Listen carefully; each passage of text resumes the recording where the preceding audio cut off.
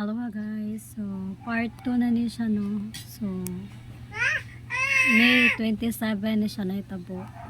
Ning nilakaw ko, nisign ko og job offer sa isa ka company, and then since gabiin ako nakauli, and then wala pa suda ng mga bata sa balay or sila mismo kung pares wala pa sudaan. So ingon siya nako wala ko na sudaan, so ingon ko nga palit na lang kung sabaw sa iskina or mangita ko nya. Ingon siya, pagtawag na ko ingon siya mismo nga ato lang dito palit sa katungkuan nga so kaya na mo kanang kainit pang sabaw na kanang adto ko mo kuan palit. So ko niya, so unexpected nga diha pud siya dahil nagtrabaho, pero nakabaw ko nga adto ako kabaw nga literally ni duty na katudyan nga tindahan. So syempre ako nagpag-una gyud nag ano ko ba na ko'y marag kutob gani nga ana, pero nipalit ko as gisugo man ko. So first approach na ko niya kanang as customer dai kanang napay ulo sa isda na asa man ka ana siya sabang ka unsa man ka diri ko nga napay kanang ulo sa isda ngan siya ngitam kang ulo ni kaan ngan sa kumpare singon ngitam kang ulo niya man ni ulo di siya diri wala ra ko ning tubag. Sige siya nagtakos siya ang syempre o kaning ulo sa isda bukogon. So nabuslot siya ng plastic. Sige siya takos na sa sabaw, nagtulo sa kuan, nagtulo sa kaldero ba dito ni balik yang tinakos. Gingnan siya gitan siya sa kauban, gingnan siya nga kanang uy ilain ng sabaw kay buslot na maagas jud na kay kuan man na ilain nag plastic lain ng sabaw. Di kuan niya baat niya kiitsa niya dito tapad sa kalderen kanang lamisa gud kanang butangana o kanang lamisa nga butangana ay sa ito gana ano ba sa butangana sa sudan giitsa niya tapad dito sa kalderen intalsik ang sabaw. Lara ko nagpalit man sa kuglayng isa ka putay sudan. So aton ko pila gani ning ulo day sa 200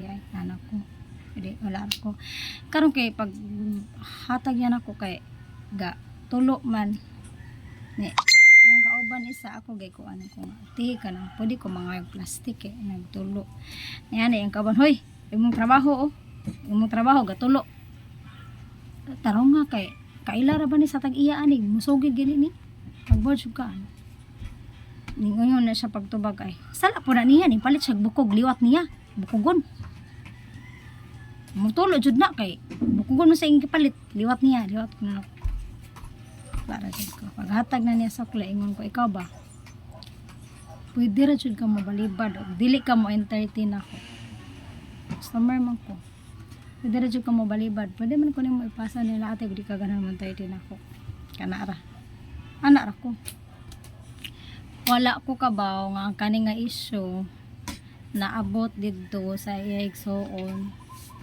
kumpares gihimo nilang issue mo nagipost ko nila sa Facebook, gisigig mention ako pangan, gipistahan ko nila sa Facebook unsa na ilang gipang comment dito about nako, giapil nila akong anak dahan sila istorya.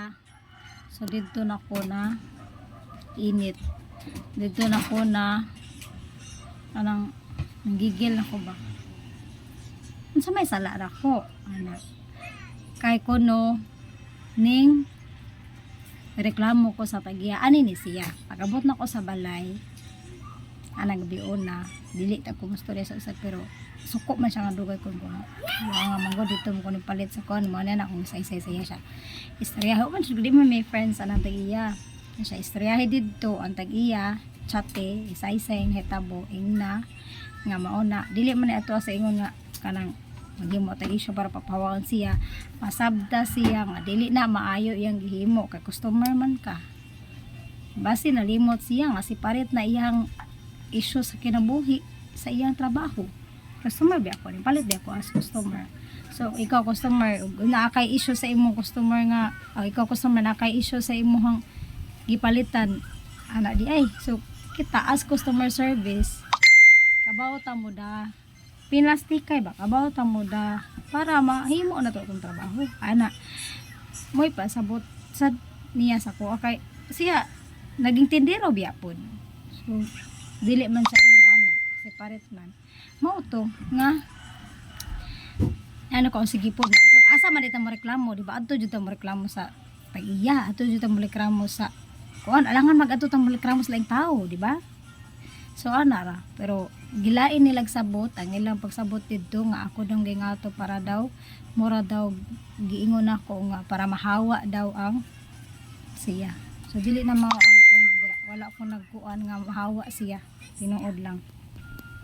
Wala ko intention nga yung anak. Kay inahan ra pud ko. Nga kabaw sad ko.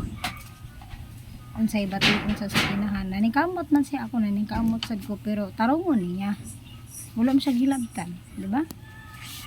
So, umano siya ang part 2. Napay part 3.